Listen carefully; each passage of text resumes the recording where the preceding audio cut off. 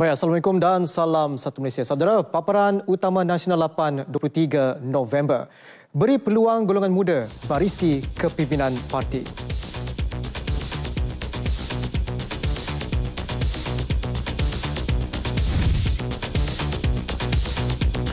Baik, banjir tiga negeri semakin pulih.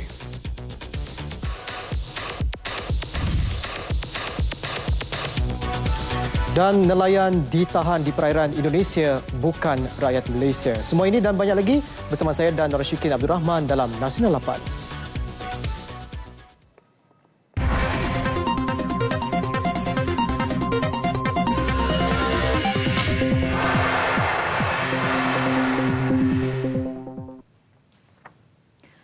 Ratus nelayan yang ditahan pihak berkuasa Indonesia disahkan rakyat negara lain, bukannya dari Malaysia. Mengesahkan perkara itu, Ketua Polis Negara Tan Sri Khalid Abu Bakar berkata ia berdasarkan kesemua mereka tidak boleh bertutur dalam bahasa Malaysia semasa disoal siasat. Kesemua nelayan itu dipercayai cuba menyusup masuk ke negara ini melalui perairan negara tersebut. Malah identiti sebenar dan status kerakyatan mereka tidak dapat disahkan kerana tidak mempunyai sebarang dokumen pengenalan diri. Kita tidak pastilah apa statement yang dikeluarkan oleh pihak Indonesia sama ada apa yang disebut itu betul ke tidak. Tetapi apabila kita semak 200 orang yang dikatakan nelayan Malaysia ini merupakan orang yang tidak dapat mengemukakan apa-apa dokumen ataupun pengenalan yang mereka itu rakyat Malaysia, dan pada masa yang sama mereka tidak boleh bertutur bahasa Melayu pun. Dengan perkembangan itu, ia sekaligus menyangkal kenyataan pihak Indonesia yang mendakwa 200 nelayan terbabit merupakan rakyat Malaysia yang cuba menangkap ikan secara haram di perairan negaranya.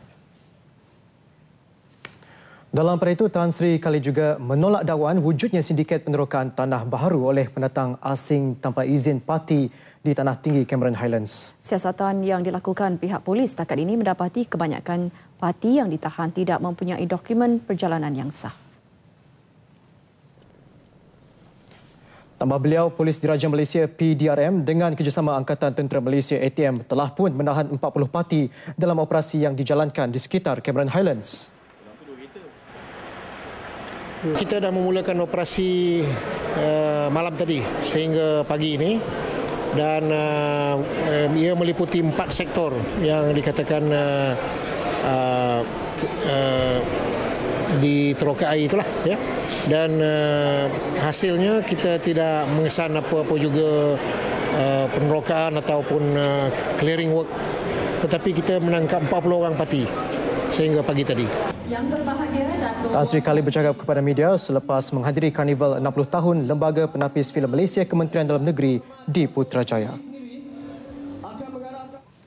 Beralih ke perkembangan banjir. Di Terengganu keadaannya semakin pulih berikutan jumlah penduduk yang sentiasa menurun sejak 3 hari lalu. Setakat jam 8 malam ini, jumlah keseluruhan penduduk yang ditempatkan di 3 pusat pemindahan ialah 353 orang. Penduduk di Taman Desa Tanjung Damai yang baru dibenarkan pulang tengah hari tadi bergotong royong membersihkan lumpur dan kesan banjir di rumah mereka. Rasanya tak stay lagi sini sebab proses mencuci lagi. Kita tunggu siap cuci, baik boleh kita jamin untuk bawa anak bini stay dalam keadaan selamat, kita bawa bagi sini. Hari inilah kita datang tengok dengan kereta sendiri, dah kita dapati dah nampak apa lancar ni, dan kita pun gotong royong anak-anak bersih apa yang patut kita bersih, dan apa yang tak tu kita akan letak kat luar ni. Bantuan demi bantuan tiba di Kuala Terengganu bagi membantu penduduk terjejas banjir yang majoriti sudah pulang ke rumah masing-masing sejak semalam. Terbaru, Biro Kebajikan UMNO dengan kerjasama Kelab Putra 1 Malaysia tiba di Kamp Batalion 9 Gerakan Am Kubang Badak Kuala Nerus bagi menyalurkan bantuan. Saya kagum dengan sistem yang ada kepada Kerajaan Negeri Terengganu di bawah kepimpinan Yang Amat Berhormat Menteri Besar ini, di mana kita serahkan kepada PGA, iaitu di satu tempat kamp polis Diraja Malaysia diagihkan melalui sini. Ini satu perkara yang patut negeri-negeri lain contohi, di mana kita hantar exco-nya akan melaksanakan untuk bantuan ini dilaksanakan, disegerakan kepada semua mangsa-mangsa yang banjir. Dalam pada itu, Datuk Aziz Abdul Rahim berkesempatan meninjau lokasi banjir di Taman Desa Tanjung Damai, Gong Badak petang tadi. Sementara itu, lebih 10,000 pelajar Universiti Malaysia Terengganu UMT dan Universiti Sultan Zainal Abidin UNIZA mula hadir sesi kuliah seperti biasa siang tadi. Sebelum ini mereka tidak dapat menghadiri pengajian kerana kawasan kampus dinaiki air sedalam 1.4 meter pada Khamis lalu. Laporannya bersama wartawan Faris Izzat Syahrudin. Banjir yang melanda kedua-dua kampus itu pada Khamis lalu menyebabkan pihak pengurusan telah mengisytiharkan cuti kecemasan bagi mengelak sebarang kejadian yang tidak diingini berlaku. Walaupun kata kita orang susah nak pergi kelas apa, lepas tu kelas batal semua. Tapi Alhamdulillah okeylah sebab makanan pun diagihkan, ada bantuan makanan. Lepas tu tak lama membanjir tu. So hari ni kita orang boleh buat aktiviti macam biasalah. Sebelum ni memang blok kita ada blackout dalam 2-3 blok. Contohnya blok E. Dalam 1 hari lebih jugalah kita terpaksa bermalam dalam gelap. Manakala di Universiti Malaysia Terengganu UMT, limpahan air itu hanya menenggelamkan kawasan kampus dan tidak memasuki kawasan asrama pelajar. Kalau dalam asrama, okey, setakat ini tak ada kes yang air masuk dalam asrama lah. Tapi kalau area sini, kalau tak silap saya, paras pinggang lah. Lepas hujan, kami jalankan kelas macam biasa. Maknanya kelas yang batal tu banyak jugalah diganti masa dah cuaca elok ni. Kesemua jalan yang ditutup semasa banjir di kawasan kampus itu kini telah dibuka semula.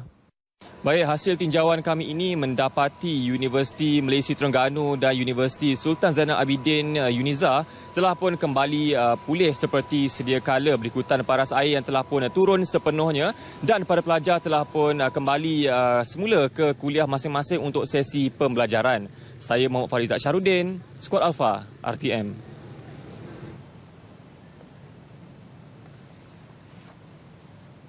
Penduduk yang tinggal di kawasan rendah di daerah Hulu Terengganu dinasihat bersiap sedia bagi menghadapi gelombang ketiga banjir musim tengkujuh. Ahli Parlimen Hulu Terengganu, Datuk Jalani Johari ketika menyatakannya juga menyarankan agar penduduk memaklumkan kepada JKKK dan jiran sebelum berhasrat untuk bercuti keluar kawasan.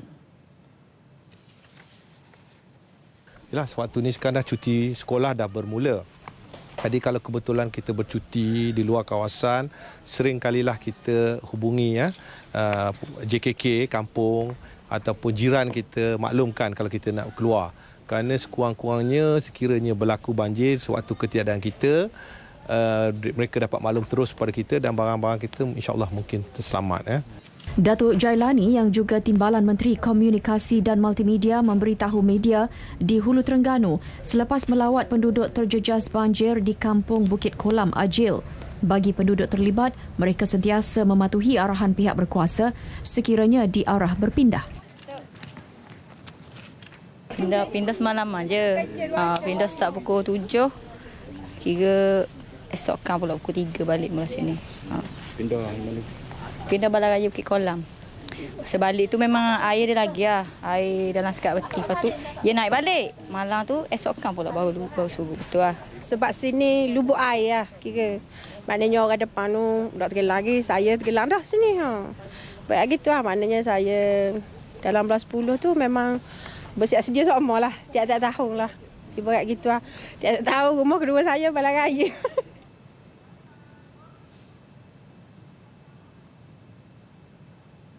Banjir di Kelantan pulih sepenuhnya apabila pusat pemindahan terakhir di Pasir Putih yang menempatkan 25 orang ditutup.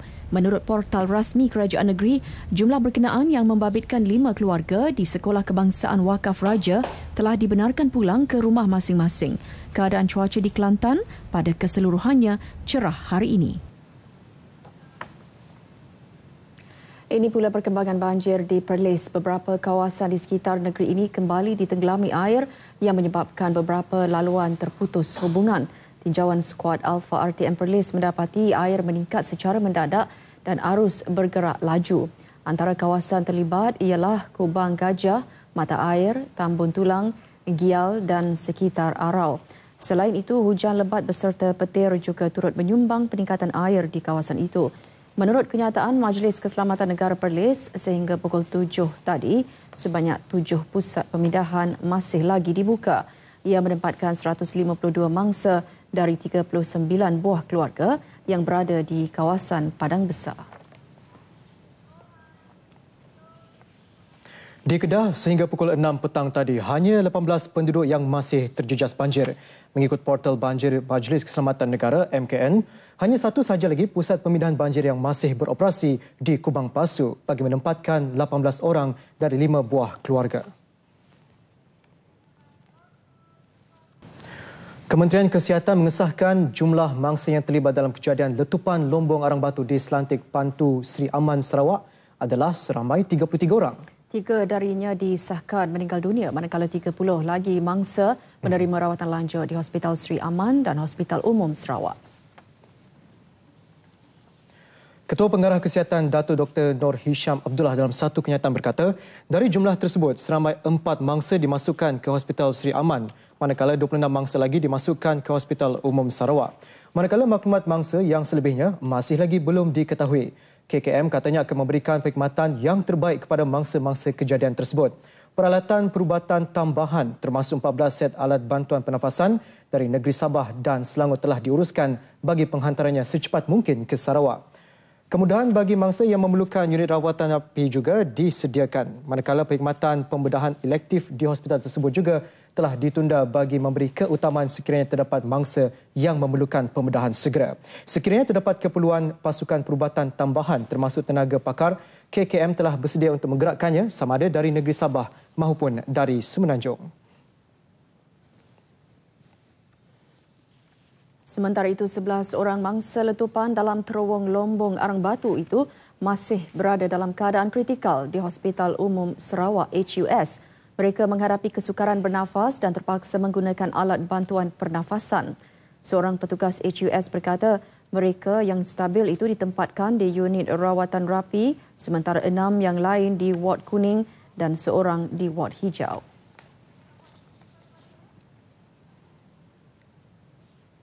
Sementara itu, lombong arang batu berkenaan telah ditutup selama 3 hari sejak malam tadi dan kini dikawal sementara siasatan dijalankan. Pengarah Bomba dan Penyelamat Sarawak Nur Hisham Muhammad berkata, ia berikutan terdapat unsur-unsur gas metana yang berpotensi untuk menghasilkan letupan. Dalam kejadian semalam, gas metana yang terhasil daripada pelombongan arang batu itu telah mencetuskan letusan api dalam lingkungan sejauh 400 meter hingga ke permukaan terowong.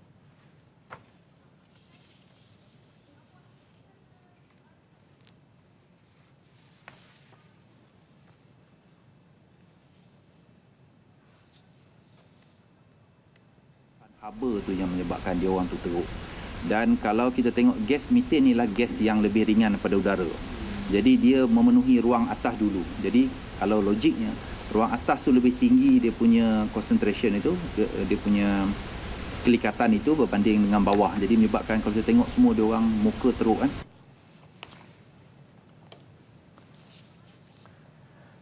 Setakat pukul 3 petang tadi, seorang lagi mangsa dari Hospital Sri Aman, Kampung Isli Sudong telah dihantar ke HUS menggunakan helikopter bagi mendapatkan rawatan rapi.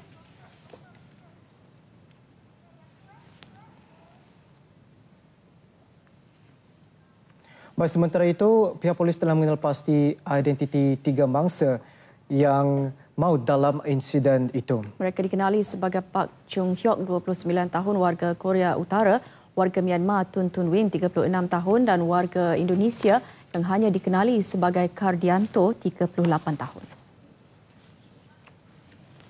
Ketua Polis Daerah Sri Aman DSP Mat Jusuf Muhammad berkata mangsa maut apabila lombong yang dipenuhi gas itu meletup bermula daripada kejadian litar pintas sebuah kipas. Daripada jumlah yang tercedera, 9 merupakan warga Indonesia, 6 Myanmar, 5 China, 2 Bangladesh dan 7 Korea Utara. Lombong berkenaan telah beroperasi kira-kira 8 tahun lalu dan kini mempunyai 119 pekerja yang kebanyakannya warga asing. Pihak Kawasan Keselamatan Khas Pantai Timur Sabah Eskom nekat memburu dalam kegiatan penyeludupan yang dipercayai penyumbang jenayah rentas sempadan termasuk kes penculikan di zon Selamat Timur Sabah Zone. Komander Eskom Dato' Abdul Rashid Harun menegaskan berdasarkan risikan keselamatan dan pertahanan, kegiatan penyeludupan dipercayai mempunyai hubung kait dengan jenayah lain terutama penculikan dan wang tebusan. Justru itu, pihak Eskom meletakkan isu penyeludupan sebagai antara keutamaan dalam usaha mempertahankan kedaulatan dan keselamatan rakyat Sabah.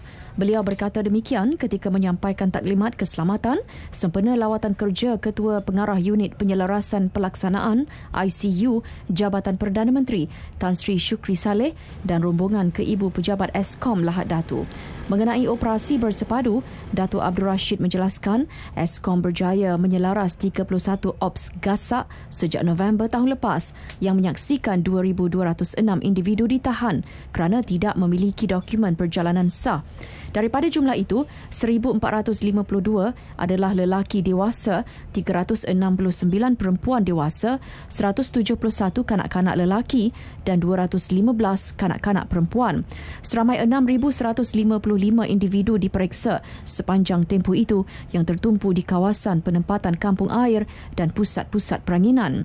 Ops gasak yang digerakkan juga bertujuan membersihkan S-Zone daripada pendatang asing tanpa izin dengan memperhebat dan memperluaskan operasi ke daerah lain di S-Zone.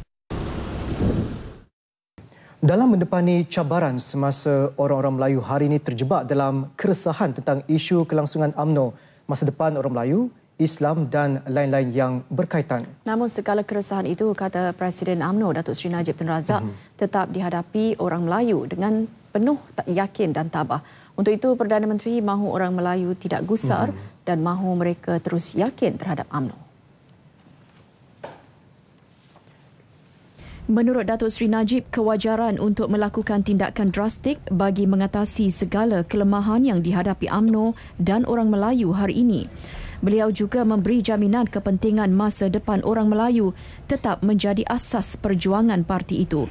Selama ini dan seterusnya, pelbagai usaha dalam membantu Bumiputera dilaksanakan selain mewujudkan satu mekanisme yang merentasi kementerian. Banyak lagi program-program yang kita telah tambah sebenarnya. Misalnya, bila saya ambil alih antara kepimpinan negara, antaranya selain daripada mekanisme tersebut, kita menubuhkan teraju satu badan yang lebih khusus, lebih fokus kepada membantu Bumiputera, Equinas.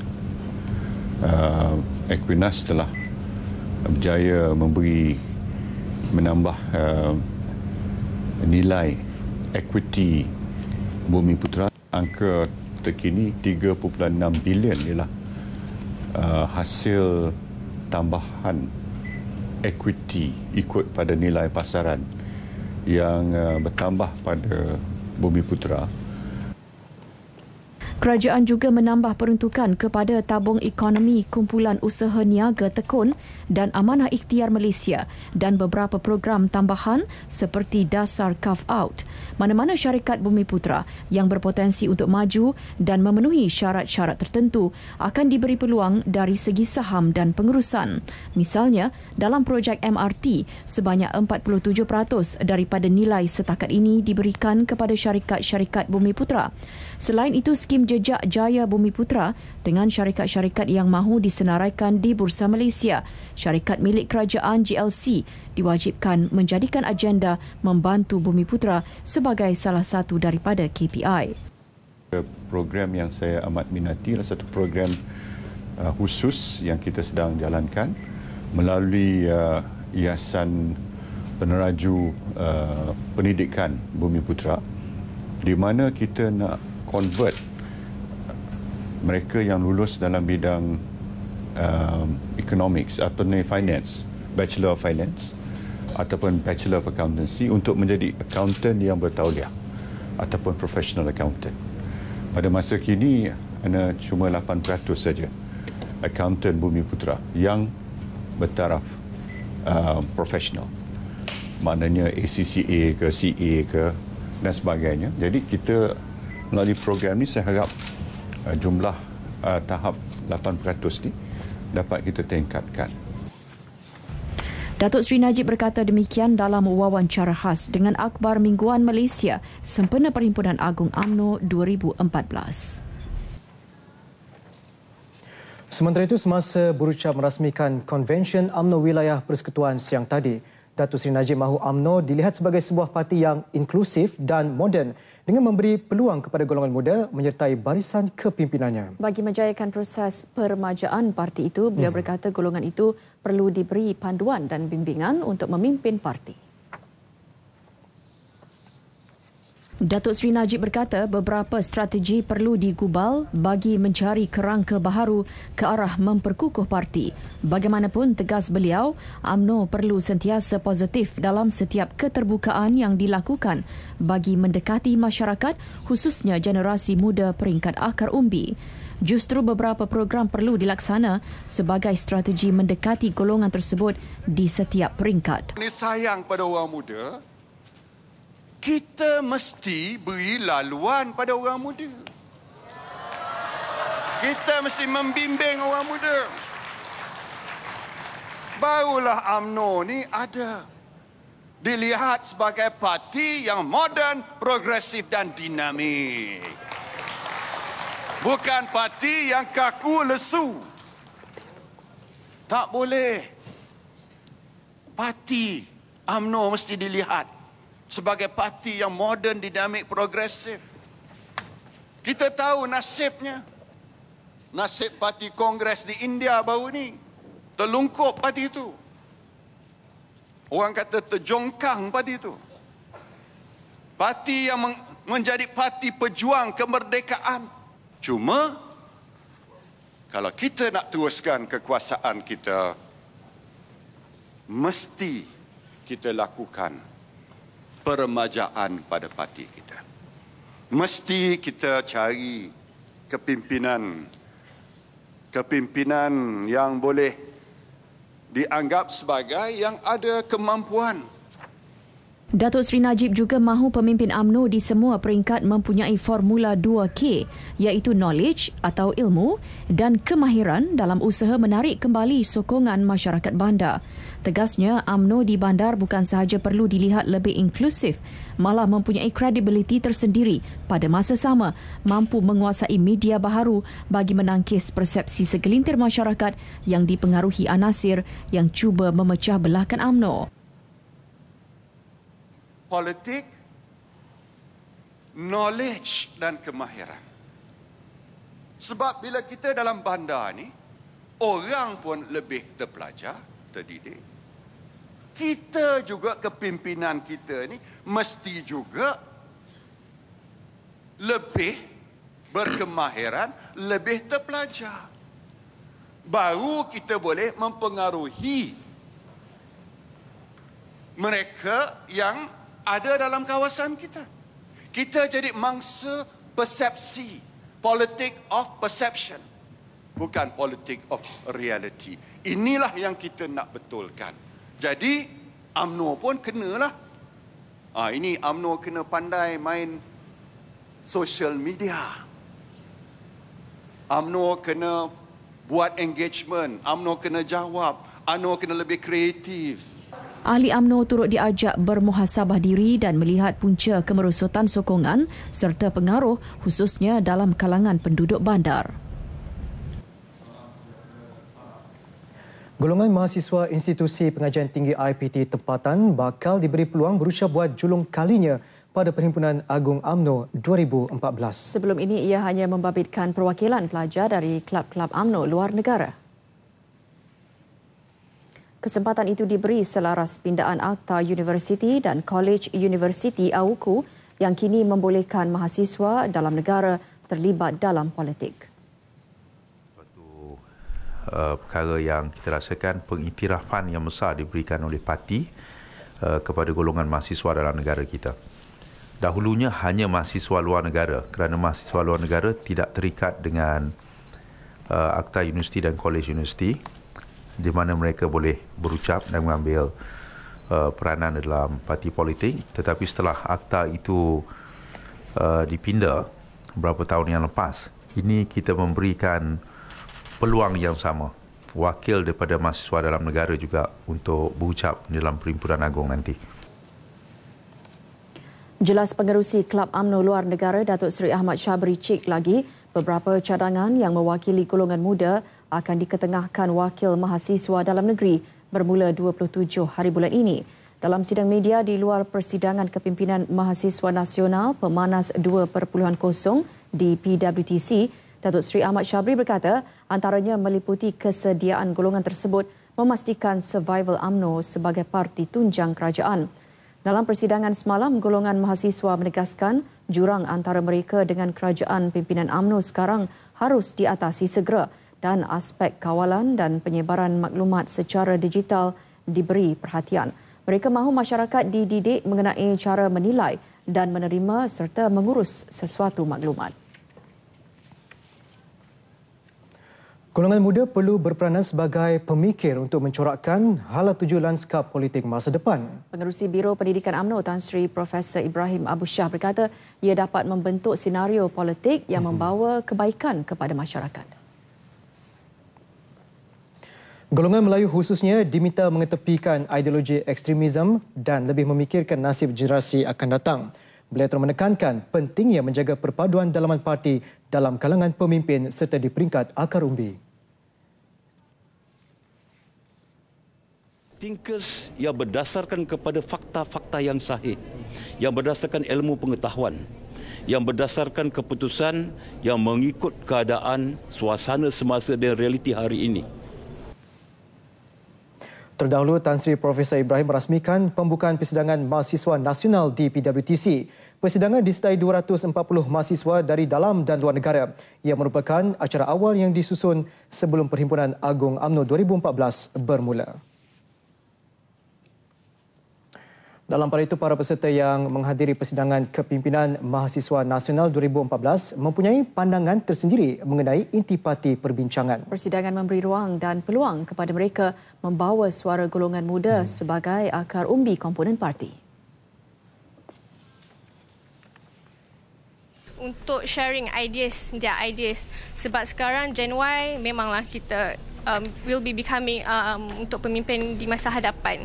So we need new ideas and transformations so that youth still have their voice out untuk mengutarakan pandangan, opinion ataupun usul sendiri untuk memperbaiki dan memperkasakan sendiri kita punya platform. Kita lihat generasi baru adalah bakal pemimpin masa depan. Jadi golongan ini perlu diberi penekanan.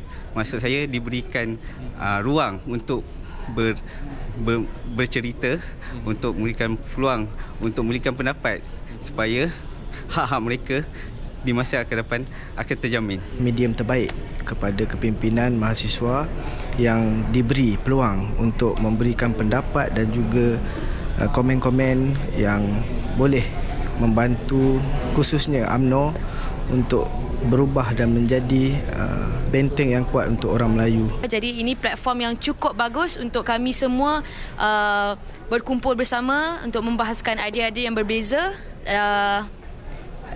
Bagus untuk kemajuan negara lah. Saudara, kaedah pengapungan terkawal bagi menentukan harga minyak RON 95 dan diesel yang dilaksanakan kerajaan tidak akan membebankan rakyat. Ini kerana kata penganalisis ekonomi Dr. Ahmad Razman Abdul Latif, kerajaan melaksanakan pemantauan harga bahan api dunia bagi menentukan nilai secara purata pada bulan seterusnya. Ia seterusnya akan memastikan harga minyak tidak berubah terlalu mendadak. Apabila harga itu terkawal selama 1 bulan itu, jadi kerajaan boleh mengambil tindakan, iaitu mungkin tidak menggunakan kaedah pengawalan terkawal, tapi menggunakan sistem subsidi kembali. Jadi sebenarnya kelebihan ialah dapat mengelakkan berlaku ketidakseimbangan ataupun kejutan apabila berlaku perubahan harga yang mendadak. Mekanisme itu bermakna jika harga pasaran minyak mentah dunia meningkat, harga runcit RON 95 dan diesel juga akan meningkat. Begitu juga sebaliknya, harga runcit petrol RON 95 kini ialah RM2.30 seliter dan diesel RM2.20 seliter, manakala RON 97 RM2.55 seliter. Jelasnya lagi, langkah tersebut lebih baik dibandingkan dengan langkah kawalan pengapungan terkawal negara lain. Misalnya di United Kingdom, harga minyak berubah setiap hari. Malah setiap stesen minyak menetapkan harga berbeza. Bahan api di negara itu juga turut dikenakan cukai oleh kerajaannya, tidak seperti Malaysia. Mengulas mengenai trend penurunan harga minyak global, pasaran minyak dunia mengalami lebihan penawaran berikutan Amerika Syarikat menggiatkan penggunaan gas Shell. Selain itu, negara Asia yang utama seperti China dijangka mengalami pertumbuhan yang perlahan pada tahun hadapan dan ini akan menyebabkan pengurangan permintaan minyak dunia. Namun, rakyat perlu faham harga minyak sukar untuk dijangka kerana ia tidak mengikut konsep penawaran dan permintaan. Di negara barat, musim sejuk. Jadi kalau musim sejuk akan berlaku banyak permintaan terhadap minyak kerana untuk haba untuk jadi penggunaan minyak sebenarnya agak tinggi dan sepatutnya kalau mengikut teori harga minyak akan naik, tetapi sebaliknya berlaku, makin turun. Beliau berharap kerajaan memperbanyakkan kempen serta turun padang bagi memberi penerangan mendalam bagaimana kaedah pengapungan terkawal dilaksanakan. Perincian mengenai kaedah tersebut akan dimuktamadkan Jawatankuasa Dasar Fiskal dalam seminggu dua lagi selepas keputusan mesyuarat OPEC yang dijangka diadakan pada minggu hadapan. Pelan pemulihan Malaysia Airlines MAS dikhawatiri terganggu sekiranya kerajaan membenarkan pihak swasta mengambil alih syarikat penerbangan negara tersebut. Menurut Ahli Parlimen Titiwangsa Datuk Johari Abdul Ghani, senario tersebut boleh berlaku jika syarikat swasta seperti Jentayu Dana Raksa dibenarkan mengambil alih aset penting negara itu. Menurut beliau lagi, syarikat swasta tersebut perlulah mendedahkan pelan alternatif lengkap mereka bagi membolehkan kerajaan membuat keputusan. Present your facts. Kalau you rasa you are strong, you present. Okay, these are the company yang nak akan back. Kita nak tengok company yang nak back you tu. Who are they? Siapa dia? Kan? Who are they? Ada genuinely dia ada duit.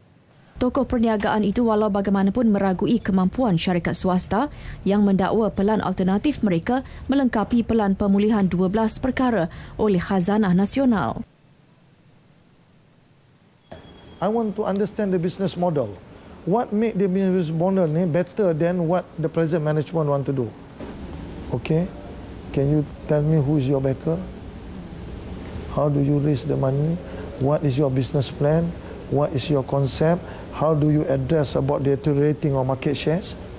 Beliau juga menentang cadangan pihak ketiga yang memilih untuk memajukan segmen menguntungkan dalam MAS dan tidak melihatnya secara keseluruhan. Ini adalah kerana keunikan syarikat penerbangan negara yang mempunyai pelbagai segmen dan sebahagiannya perlu diberi perhatian demi masa depan industri penerbangan negara. Justru Datuk Johari berpendapat MAS perlu menetapkan pelan perniagaan yang mantap bagi menjamin kelangsungan syarikat penerbangan negara dalam jangka masa panjang. Mas tak boleh diverse MRO engineering ni. Because that one you cannot do that. Because this is a catalyst organisation that you want to train. Kita punya local industry player ataupun kita punya warga tempatan untuk belajar benda ni. Menjadi medan buat kuasa besar mencari pengaruh, sidang kemuncak APEC 2014 boleh mengubah atau mempengaruh kedudukan geopolitik, ekonomi dan keselamatan di rantau Asia Pasifik. Namun di sebalik itu, Malaysia sebagai antara pengasas APEC mempunyai suara tegas. Ikuti siri kedua analisis lawatan kerja Perdana Menteri Datuk Seri Najib Tun Razak ke China baru-baru ini sempena sidang kemuncak APEC 2014. Dengan populasi 2.7 bilion penduduk, rantau Asia Pasifik menjadi pemacu utama pertumbuhan ekonomi global, mewakili kira-kira 40% KDNK dunia dengan nilai ekonomi mencecah $36 trilion Amerika. Ketika negara anggota senada mengenai kepentingan melakukan reformasi ekonomi, Perdana Menteri mengingatkan perkumpulan itu supaya meyakinkan rakyat mengenai kos yang perlu ditanggung. Reformasi ekonomi bermaksud harus menerima tempoh pahit bagi jangka pendek untuk meraih kesejahteraan jangka panjang. Innovation dan economic reform ni adalah perkara-perkara yang telah pun dimulakan di Malaysia lebih awal lagi.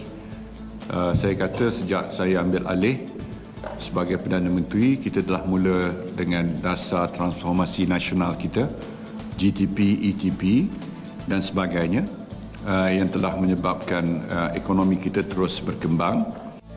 APEC juga dilihat platform buat Amerika Syarikat melobi gagasan Pelan Kerjasama Ekonomi tajakannya, iaitu Perjanjian Perkongsian Trans-Pasifik TPP.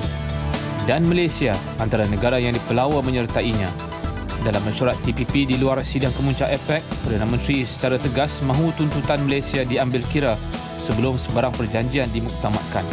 Sementara itu, ketegasan Malaysia menuntut keadilan buat mangsa tragedi MH17 mendapat perhatian Presiden Rusia Vladimir Putin apabila beliau sendiri meminta perbincangan dua hala dengan Datuk Seri Najib diatur.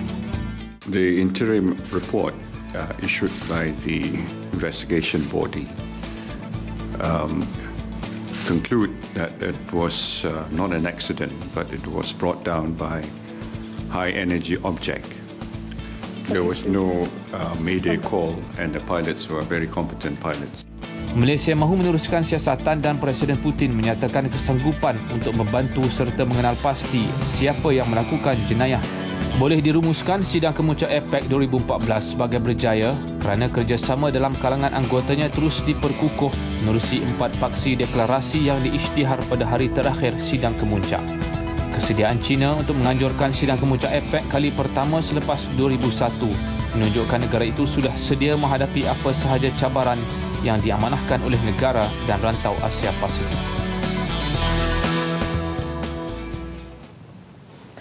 Mass Rapid Transit Corporation Sdn Bhd MRT Corp menafikan dakwaan pihak-pihak tertentu. Kononnya, insiden struktur alang pembinaan LRT yang mahu roboh di sebuah tapak pembinaan lebuh raya Persekutuan Berhampiran Subang Jaya mempunyai kaitan dengan projek MRT bagi laluan Sungai Buloh Kajang. MRT Corp dalam satu kenyataan media menjelaskan laluan Sungai Buloh Kajang tidak melalui Subang Jaya mahupun lebuh raya Persekutuan. Sehubungan itu, orang awam tidak perlu risau mengenai tahap keselamatan pembinaan projek yang sedang dilakukan sebagaimana yang tersebar di laman media sosial. Orang ramai juga dinasihatkan agar mendapat kesahihan berita tersebut terlebih dahulu daripada pemilik projek ataupun pemilik konsesi lebuh raya Persekutuan tersebut. MRT Corp sentiasa telus dalam berurusan dengan pihak awam dan akan mengumumkan semua maklumat seawal yang mungkin. Beberapa laman sosial didapati menyebarkan laporan rangka LRT itu akan roboh dan meminta pengguna jalan raya tidak menggunakan laluan tersebut. Baik, tibalah kita ke perkembangan sukan dalam dan luar negara. Kita terus saja bersama Rizal Sarbini. Silakan. Menarik dalam sukan nasional malam ini. Lee Chong Wei tabah menanti keputusan.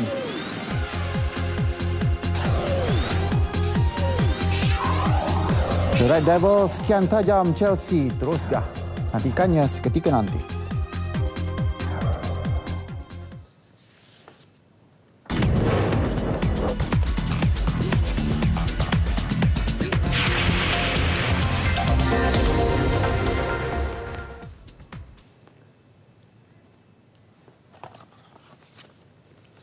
Terima kasih Syikin dan Kamal. Assalamualaikum. Bola sepak Piala Suzuki AFF Malaysia membuka tirai kumpulan B dengan aksi long lay selepas seri tanpa jaringan dengan Myanmar di Stadium Jalan Besar Singapura.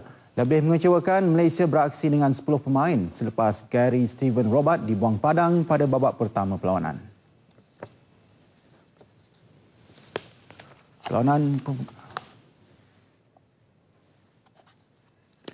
Perlawanan pembukaan kumpulan A antara Malaysia dan Myanmar ditunda hampir 1 jam susulan hujan lebat. Malaysia mula kehilangan rentak di minit ke-34 apabila Gary Steven Robert dibuang padang selepas menerima kad kuning kedua susulan kekasaran ke atas pemain lawan. Beraksi di padang tiruan tampak merencatkan pergerakan pemain untuk mengawal bola, menyaksikan kedua-dua pasukan sekadar pulang dengan satu mata. Jago badminton nombor 1 dunia Datuk Lee Chong Wei mengharapkan keputusan yang positif daripada pendengaran kes dopingnya melibatkan Datuk Lee Chong Wei oleh Persekutuan Badminton Dunia BWF dijangka akan diadakan bulan depan. Datuk Lee Chong Wei enggan mengulas lanjut tentang masa depannya kerana masih menanti untuk pendengaran kes doping. Beliau disahkan positif menggunakan bahan terlarang ketika menyertai kejohanan dunia di Copenhagen, Denmark Ogos lalu. Malah ujian sampel B yang dijalankan pada awal November juga memberikan keputusan positif sekaligus bakal berdepan hukuman penggantungan 2 tahun jika BWF mendapati Lee Chong Wei bersalah menggunakan bahan terlarang. Just mention we must stay strong. Everybody know this is the medicine, no buy in any pharmacy, just share for injection. Meskipun menerima tekanan daripada pelbagai pihak, Datuk Lee Chong Wei meneruskan rutin hariannya seperti biasa dan malah turut hadir untuk menyertai perlawanan pertunjukan. Datuk Lee Chong Wei merupakan pemenang pingat perak Sukan Olimpik Beijing 2008 dan London 2012 selepas tewas kepada lawan yang sama, Lin Dan. Syarikat swasta terus tampil untuk membantu dalam pembangunan sukan bola sepak di peringkat akar umbi. Asia sekali lagi anjurkan coaching klinik tour buat musim kedua tahun ini dan kali ini anak-anak Angkatan Tentera Malaysia ATM terpilih untuk menjalani latihan bersama jurulatih profesional dari kelab bola sepak Liga Perdana Inggeris, Queen's Park Rangers. Program bertujuan mencari bakat-bakat baharu serta memberi pengalaman merasai latihan secara profesional yang dikendali kepada peserta. Pengurusi Eksekutif Air Asia Berhad, Datuk Kamarudin Meranun berkata, para peserta dilatih dengan aturan latihan yang dipraktikan oleh kelab itu bagi menaikkan tahap kemahiran dalam mengawal bola. Program pagi ini kita mengambil anak-anak daripada sekolah-sekolah Angkatan Tentera kita dan kita bawa ke sini dan di bawah latihan para coaches daripada QPR. Program untuk anak-anak ini yang menunjukkan bakat-bakat di dalam bola sepak supaya mereka mendapat exposure macam mana pemain-pemain di Eropah khususnya di England dilatih dan dididik untuk menjadi pemain-pemain yang berkaliber. Sementara itu, peserta klinik yang terdiri dari anak-anak anggota ATM menyatakan rasa teruja kerana berpeluang berlatih bersama jurulatih profesional dari luar negara.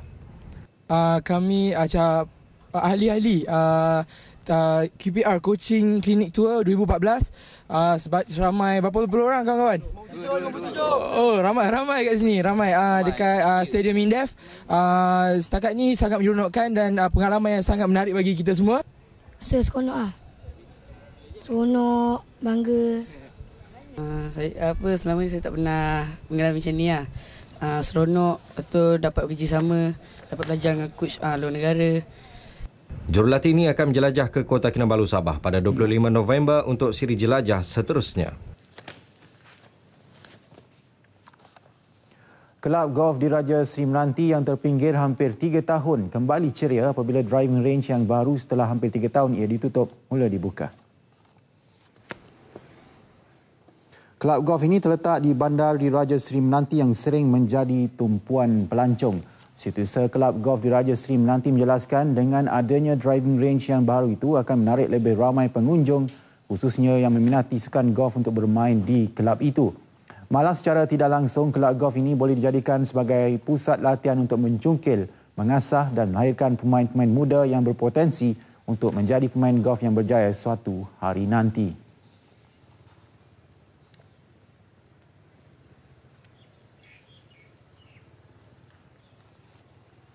Kita hidupkan semula, kita buka semula untuk beri peluang kepada pemain-pemain golf berlatih. Mungkin di waktu yang lapang mereka lah mungkin kita buka sampai waktu malam. Dan selain itu kita jadikan pusat latihan atau akademi untuk junior golfers, pemain-pemain golf junior. Kelab Royal Seri Menanti juga bercadang untuk mengadakan kumpulan pemain-pemain golf junior di kalangan anak-anak ahli Royal Seri Menanti Golf Club. Majlis perasmian disempurnakan Yang Amat Mulia Tunku Besar Seri Menanti, Tunku Ali Ritaudin Ibni Tuanku Mukris. Terus berlangsung ialah kejohanan golf Royal Seri Menanti Golf and Country Club 2014 selama 2 hari. Melibatkan ahli kelab berkenaan dalam beberapa kategori seperti gross, net dan bullseye. Baik saudara, Sematan yang terletak dalam daerah Lundu Sarawak wajar dinaik taraf sebagai destinasi pelancongan. Pesisir pantainya yang indah menggamit tumpuan ramai untuk datang berkelah. Keistimewaan lain yang boleh anda dapati produk kraft berasaskan kulit siput yang diusahakan kaum wanita di perkampungan nelayan Sematan.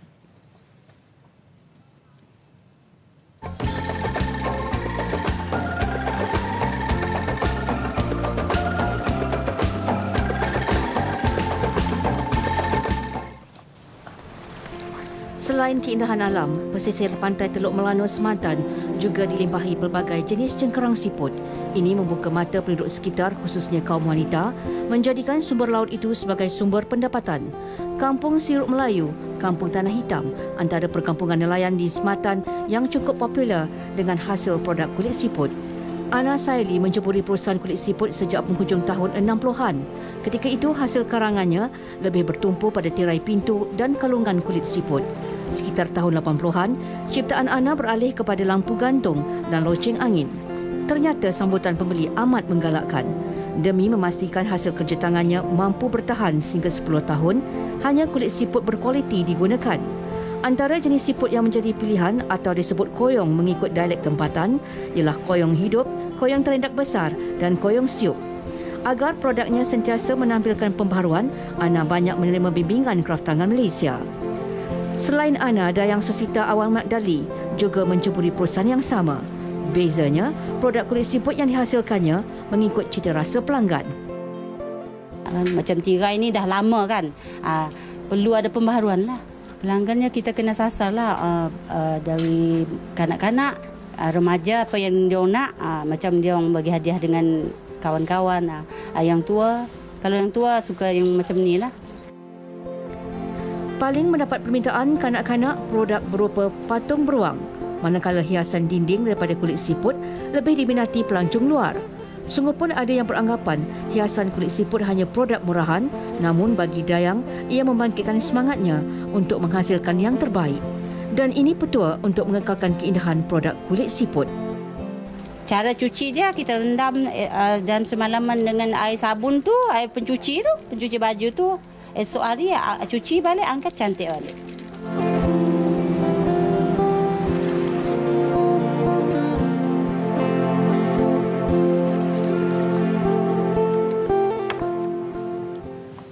Saudara, kanak-kanak lelaki berusia 3 tahun Muhammad Syarikal Siddiq yang dilaporkan hilang di kampung Selagon 2, Beaufort sejak pagi Jumaat lalu ditemui mati di anak sungai kampung Jimpangah, Beaufort. Mayatnya ditemui kira-kira pukul 2 petang tadi. Mayat kanak-kanak berkenaan ditemui sejauh 10 km dari tempat dilaporkan hilang. Ketika dihubungi pemberita RTM di Kota Kinabalu, Ketua Polis Daerah Beaufort, DSP Mustafa Ma'ruf Mustafa berkata seorang lelaki tempatan telah pun ditahan untuk membantu siasatan. Mangsa hilang sejak pagi Jumaat lalu ketika dilihat bermain di kawasan lapang berhampiran kebun getah tidak jauh dari rumah ibu bapanya, Samini Rawel dan Siddiq Bakri. Menurut DSP Mustafa, mayat mangsa dibawa ke Hospital Beaufort untuk dibedah siasat bagi mengetahui punca kematian. Sekian dulu paparan Nasional 8 malam 23 November 2014.